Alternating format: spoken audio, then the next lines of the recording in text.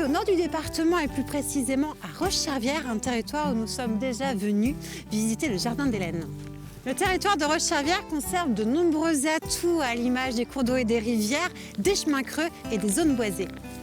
Ici, la nature a forcément façonné le paysage, un environnement également magnifié par la main de l'homme. Alors partons vite vers le château de la Source pour découvrir un merveilleux parc paysager du 19e siècle. Bienvenue au jardin.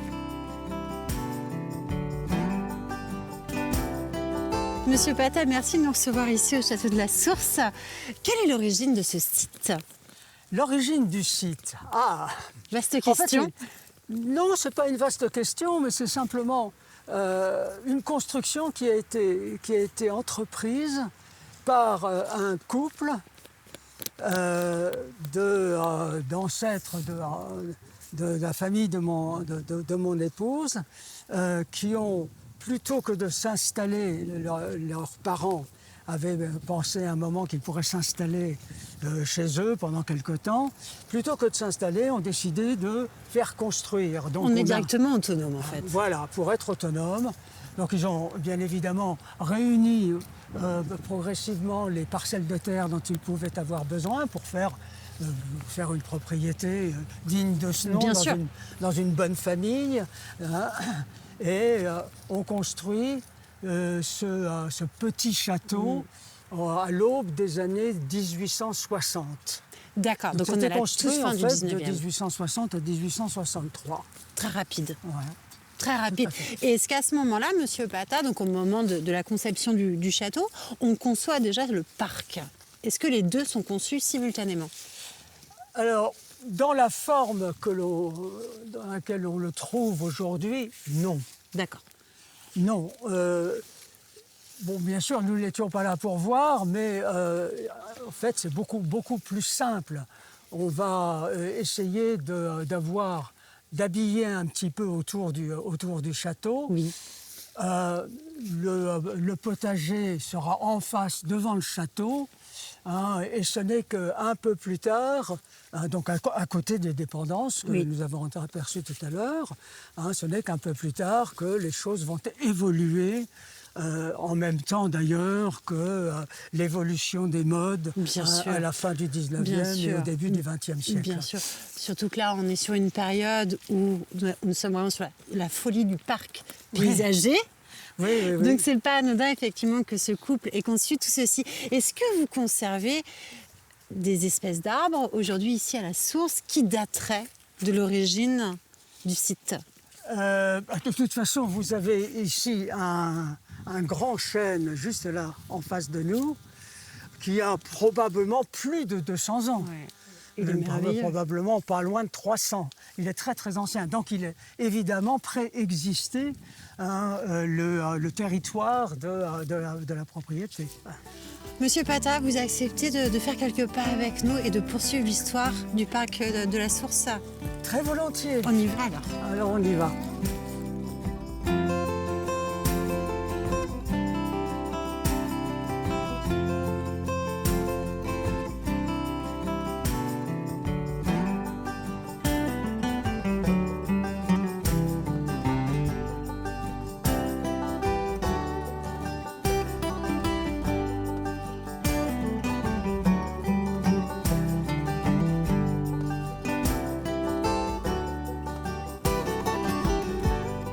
Monsieur Pata, comment s'organise ce parc de la Source?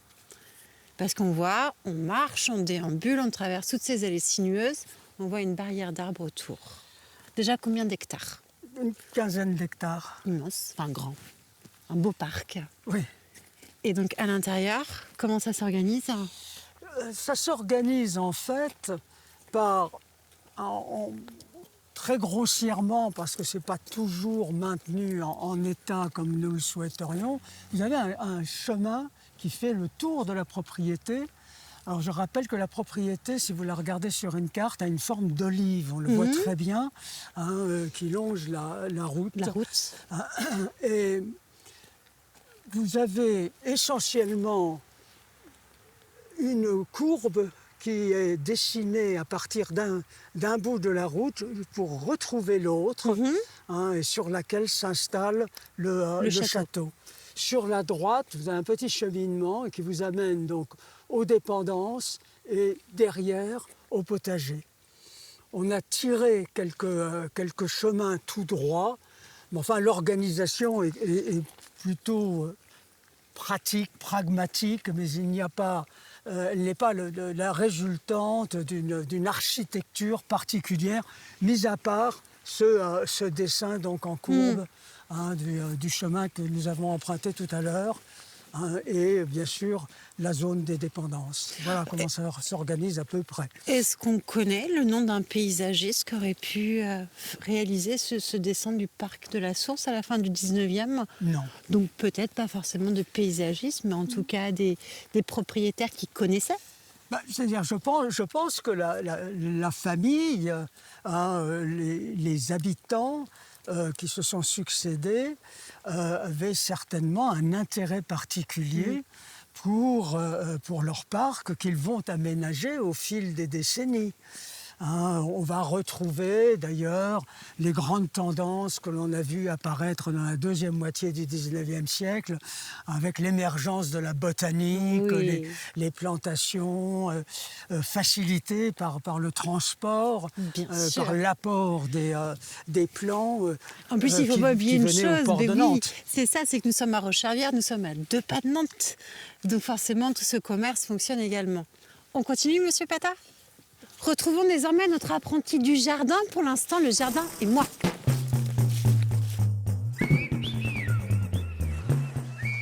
Un point d'eau dans un jardin peut être une bonne idée. Je vais vous présenter les avantages d'en avoir un dans le vôtre. Un point d'eau peut être de différentes tailles, comme par exemple un bassin, une mare ou même un étang. Cela va permettre d'apporter un aspect esthétique qui va embellir votre jardin. De plus, il peut devenir un espace de détente si on y installe une fontaine qui va émettre du bruit. D'autre part, il est essentiel pour le maintien de la biodiversité dans votre jardin, car il va permettre d'attirer de nombreuses espèces d'insectes et d'animaux qui vont être bénéfiques pour le bon développement de votre extérieur. Il est aussi très utile, car il apportera de la fraîcheur en période estivale, donc il sera agréable de se reposer à côté. Il permet aussi de collecter les eaux pluviales en période hivernale afin d'éviter les inondations et le ruissellement. De plus, cette eau collectée pendant les périodes pluvieuses va vous permettre d'arroser votre jardin pendant des périodes de sécheresse sans puiser sur les eaux de la ville. Alors maintenant, à vous de jouer pour créer un point d'eau dans votre jardin.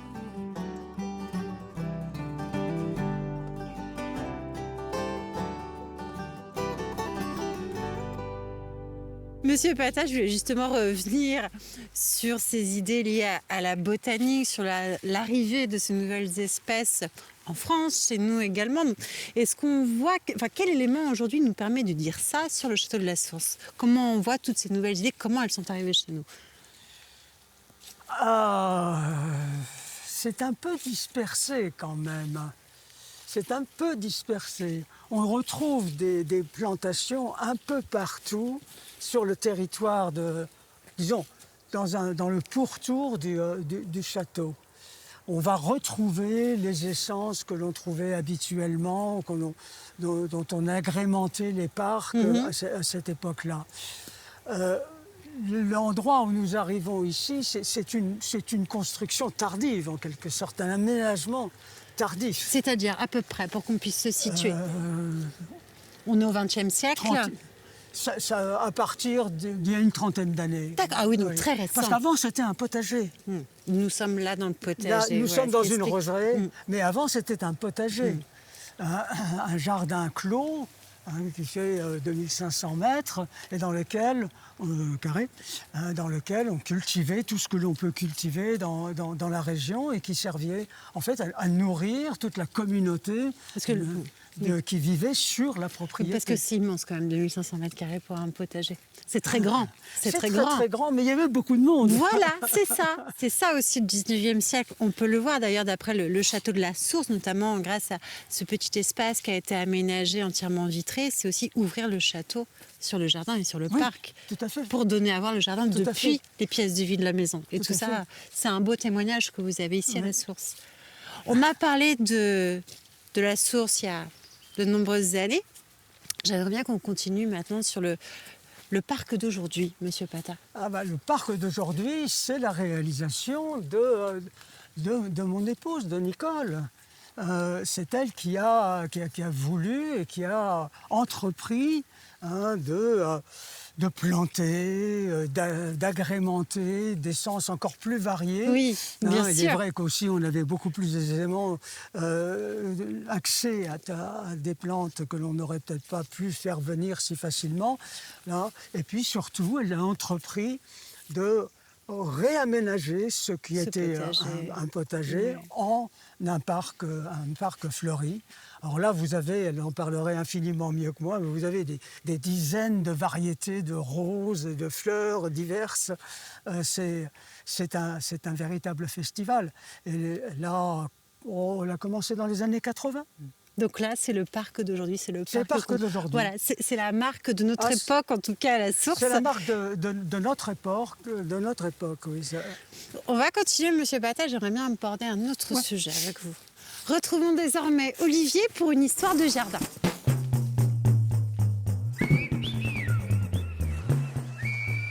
Pour cette histoire de jardin, je vous propose d'évoquer les châteaux et leurs parcs sans histoire. Sans histoire, ça veut dire que châteaux et parcs sont nés relativement récemment.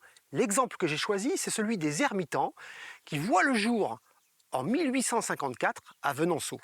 Sur le cadastre napoléonien du début du 19e siècle, on ne voit pas de château, pas d'aménagement de parc, on voit juste des métairies et des parcelles agricoles. Sur le cadastre rénové, on voit très clairement en rouge le château, le nouveau château, ses communs qui sont à quelques dizaines de mètres, un potager un petit peu plus loin, et surtout l'aménagement d'un parc perceptible par une allée courbe et perceptible par la création, donc ex nihilo, à partir de rien, d'un grand étang qui entoure une île qui forme le cœur du parc. Cet étang n'est pas dû au hasard, il est aménagé à partir du Jaunet. Cet exemple des ermitans montre qu'il existe des châteaux et des parcs sans histoire, ou du moins avec une histoire très récente, qui sont sortis de terre au milieu du 19e siècle. Ce sont des jardins sans histoire. Monsieur Pata, quand on voit tous ces hectares de bois qui sont derrière nous, bon, j'imagine que vous n'avez plus le même nombre de gens que la famille pouvait avoir ici à la fin du 19e siècle. Comment entretenir aujourd'hui tout ceci ? Ça reste globalement une très grande question et de plus en plus aiguë. Jusqu'à présent, on a réussi à s'organiser, mon épouse et moi-même. On y consacre l'essentiel de notre temps, en fait, maintenant. De temps en temps, quand même, nous faisons venir une entreprise lorsqu'il y a un très gros travail à faire, à abattre des arbres, des choses comme ça. Mais pour l'essentiel, partant du principe que c'est aussi pour nous un bon moyen, au fond, de nous maintenir en forme. Ah, ça c'est sûr. Sans aucun doute. Ça c'est évident. Nous continuons de faire tout ce que nous pouvons. Alors bien sûr, on a mécanisé un petit peu avec un tracteur, avec quelques outils. Bien évidemment. Mais le moment viendra où de toute façon, ou bien il faudra abandonner, ou bien il faudra faire faire. Alors, mais même en faisant faire, c'est quand même pas très très simple. Non. Donc on est quand même, tout de même amené à réduire un peu la voilure. Disons la belle époque extraordinaire où on plantait divers arbres, divers arbustes, des fleurs. Maintenant, nous essayons un peu de rationaliser un peu plus de façon à limiter oui, puis avec le travail, grâce à tout ceci, vous êtes aussi respectueux de l'environnement, de nouveaux usages aussi qu'on nous impose. Oui, tout à fait. Et voilà, parce qu'on a vu comment Madame Pata avait réinvesti le nouveau potager. Est-ce qu'il y a toujours des projets? Est-ce qu'elle a toujours des projets? Oh, on a toujours des projets, parce que de toute façon, ce que l'on abandonne va nécessairement être remplacé par quelque chose. Hein, on ne va pas abandonner, il n'en est pas question. Mais c'est vrai que nous essayons notamment d'espacer un peu les plantations, de peut-être faire appel à des essences qui exigeront moins de travail. Qui sont vraiment gourmandes. Voilà. Bon, je crois qu'on va essayer de faire aussi bien que nous pourrons jusqu'à ce que nous ne puissions plus. Ouais, continuez en tout cas, On continuez. va continuer, oui, bien sûr. Merci Monsieur Pata pour votre accueil et pour votre histoire. À bientôt j'espère. Merci. Mais oui, bien sûr. Venez au printemps. J'ai compris. Venez J'ai compris. surtout pour le rendez-vous au jardin. Parfait. À bientôt Là, alors. à bientôt. Au revoir. Comme nous, j'espère que vous avez été charmés par ce parc du Château de la Source. Alors sachez que Monsieur et Madame Pata ouvrent le site pour des rendez-vous nationaux comme Rendez-vous au Jardin ou encore les Journées européennes du patrimoine. Profitez bien des prochains jours pour découvrir cette jolie nature et je vous donne rendez-vous bientôt pour un nouveau numéro de Bienvenue au Jardin.